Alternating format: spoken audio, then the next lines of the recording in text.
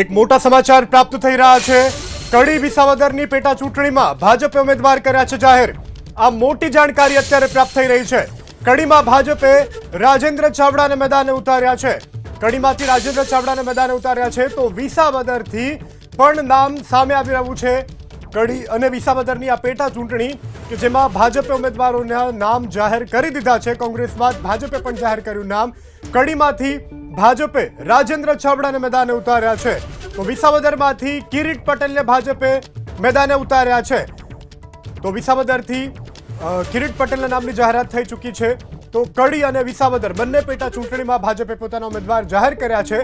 કડીમાંથી ભાજપે રાજેન્દ્ર ચાવડાને ઉતાર્યા છે મેદાને અને વિસાવદરથી કિરીટ પટેલને ભાજપે મેદાને ઉતાર્યા છે। તો આ મોટી જાણકારી પ્રાપ્ત થઈ રહી છે। આખિરકાર અત્યાર સુધી જે સસ્પેન્સ હતું તેના ઉપરથી પડદો ઉઠી ચૂક્યો છે અને ભાજપ અને કોંગ્રેસ બંને ઉમેદવાર જાહેર કરી દીધા છે। જો કે કોંગ્રેસે હજુ વિસાવદરથી ઉમેદવાર જાહેર નથી કર્યા, પરંતુ વિસાવદરથી આમ આદમી પાર્ટીએ ગોપાલ ઇટાલિયાને ટિકિટ આપી છે। ત્યારે અત્યારે કિરીટ પટેલ કે જેઓને ભારતીય જનતા પાર્ટી તરફથી નામની જાહેરાત કરવામાં આવી છે વિસાવદર બેઠકથી, અને કડીથી પણ જાહેરાત નામની થઈ ચૂકી છે ભારતીય જનતા પાર્ટી તરફથી। રાજેન્દ્ર ચાવડાને મેદાને ઉતારવામાં આવ્યા છે તો વિસાવદરમાં કિરીટ પટેલને ભાજપે મેદાને ઉતાર્યા છે। તો આ બંને પેટા ચૂંટણીના ઉમેદવારના નામના સસ્પેન્સ પરથી આખરે પડદો ઉઠી ગયો છે। કડી અને વિસાવદર પેટા ચૂંટણીમાં ભાજપે ઉમેદવાર જાહેર કરી દીધા છે। કડીમાંથી ભાજપે રાજેન્દ્ર ચાવડાને મેદાને ઉતાર્યા છે, જ્યારે વિસાવદરમાંથી કિરીટ પટેલને ભાજપે ઉતાર્યા છે મેદાને। તો આ મોટા સમાચાર પ્રાપ્ત થઈ રહ્યા છે। કડી અને વિસાવદરની પેટા ચૂંટણીને લઈને પેટા ચૂંટણીમાં ભાજપે બંને પેટા ચૂંટણીમાં જે બેઠકો છે તેના ઉમેદવાર જાહેર કર્યા છે। કડીમાંથી ભાજપે રાજેન્દ્ર ચાવડાને મેદાને ઉતાર્યા છે અને વિસાવદરમાંથી કિરીટ પટેલને ભાજપ દ્વારા મેદાનમાં ઉતારવામાં આવ્યા છે। તો બંને નામોની જાહેરાત થઈ ચૂકી છે। કડી પેટા ચૂંટણીના ઉમેદવાર અને વિધાનસભા બેઠકની પેટા ચૂંટણીના ઉમેદવારના નામની જાહેરાત। કડીમાંથી રાજેન્દ્ર ચાવડા અને વિસાવદરથી કિરીટ પટેલને ભાજપે મેદાને ઉતાર્યા છે।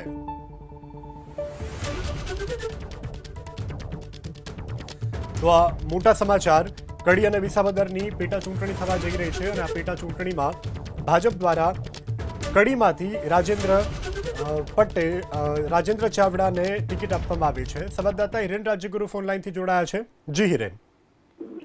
ભારતીય જનતા પાર્ટીએ થોડી વાર પહેલા જ આ ઉમેદવારોના નામની જાહેરાત કરી છે। એમાંથી કડી માટે રાજેન્દ્રભાઈ ચાવડાની જાહેરાત કરવામાં આવી છે। કડી વિધાનસભાની બેઠક કે જે અનુસૂચિત જાતિ માટે અનામત રખાયેલી છે, એટલે એના ઉપર અનુસૂચિત જાતિના જ ઉમેદવાર ચૂંટણી લડી શકે એ માટે રાજેન્દ્રભાઈ ચાવડાની ત્યાં પસંદગી કરવામાં આવી છે। તો વિસાવદરની વાત કરીએ તો વિસાવદરમાં કિરીટભાઈ પટેલની જાહેરાત કરવામાં આવી છે।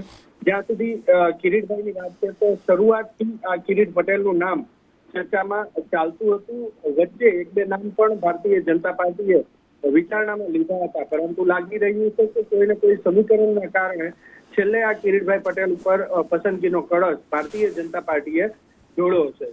જો કોંગ્રેસની વાત કરીએ તો કોંગ્રેસે હજી સુધી વિસાવદર ઉપર પોતાના ઉમેદવાર જાહેર નથી કર્યા, પરંતુ આમ આદમી પાર્ટીમાં ગોપાલ ઇટાલિયા પહેલેથી ત્યાં જાહેર થઈ ચૂક્યા હતા અને તેમણે ઉમેદવારી ફોર્મ પણ ભરી દીધું છે। હવે ભાજપની વાત કરીએ તો ભારતીય જનતા પાર્ટીએ થોડી વાર પહેલા કિરીટભાઈ પટેલનું નામ જાહેર કરી દીધું છે અને આવતીકાલે આમ પણ ઉમેદવારી ફોર્મ ભરવાનો છેલ્લો દિવસ છે, એટલે ત્યાં કિરીટભાઈ પટેલ આવતીકાલે ફોર્મ ભરશે। એ જ રીતે કડીમાં જે નામ જાહેર કર્યું છે રાજેન્દ્રભાઈ ચાવડા, એ આવતીકાલે ફોર્મ ભરશે। તો કડીમાં કોંગ્રેસે નામ જાહેર કરી દીધું છે। એ મુજબ કડીના ઉમેદવાર તરીકે કોંગ્રેસના ઉમેદવાર તરીકે ચાવડા ત્યાં ફોર્મ ભરશે, કારણ કે અગાઉ પણ રમેશભાઈ ચાવડા ત્યાંથી ધારાસભ્ય રહી ચૂક્યા છે 2012થી। તો આ રીતે હવે ભારતીય જનતા પાર્ટીએ ચિત્ર સ્પષ્ટ કરી દીધું છે। જો કે કોંગ્રેસના હજુ પણ વિસાવદરના ઉમેદવાર જાહેર થવાના બાકી છે। જી હિરેન, સમગ્ર જાણકારી બદલ આભાર। તો વિસાવદર વિધાનસભાની પેટા ચૂંટણી અને કડી વિધાનસભાની પેટા ચૂંટણી, જેનામાં બંને સીટ પર ભારતીય જનતા પાર્ટીએ પોતાના ઉમેદવારના નામની જાહેરાત કરી દીધી છે। તો કડી વિધાનસભાની પેટા ચૂંટણીમાં ભાજપે રાજેન્દ્ર ચાવડાને ટિકિટ આપી છે, જ્યારે વિસાવદર વિધાનસભાની પેટા ચૂંટણીમાં ભાજપે કિરીટ પટેલને આપી છે ટિકિટ। મોટી જાણકારી પ્રાપ્ત થઈ રહી છે। બંને વિધાનસભાની જે પેટા ચૂંટણી થવા જઈ રહી છે તેના ઉમેદવારના નામ ઉપર સસ્પેન્સ ભારતીય જનતા પાર્ટી દ્વારા જે રાખવામાં આવ્યું હતું તે સસ્પેન્સ પરથી પડદો ઉઠી ગયો છે. વિસાવદર વિધાનસભાની પેટા ચૂંટણીમાં કિરીટ પટેલ અને કડી વિધાનસભાની પેટા ચૂંટણીમાં ભાજપે રાજેન્દ્ર ચાવડાને ટિકિટ આપી છે. તો ખરાખરીનો જંગ જામશે. ત્યારે કિરીટ પટેલ 2 ટર્મ રહી ચૂક્યા છે જિલ્લા ભાજપ પ્રમુખ. વિસાવદરથી કિરીટ પટેલના જે નામની જાહેરાત થઈ છે તેઓની આ વિગત છે. કિરીટ પટેલ 2 ટર્મ સુધી જિલ્લા ભાજપ યુવા મોરચાના પ્રમુખ પણ રહી ચૂક્યા છે. કિરીટ પટેલ 2 ટર્મ રહી ચૂક્યા છે જિલ્લા ભાજપ પ્રમુખ. ભારતીય જનતા પાર્ટીમાં તેઓ ઘણા લાંબા સમયથી સક્રિય છે અને 2 ટર્મ તેઓ જિલ્લા ભાજપ યુવા મોરચાના પ્રમુખ પણ રહી ચૂક્યા છે. તો 2 ટર્મ સુધી તેઓ જિલ્લા ભાજપ પ્રમુખ પણ રહી ચૂક્યા છે.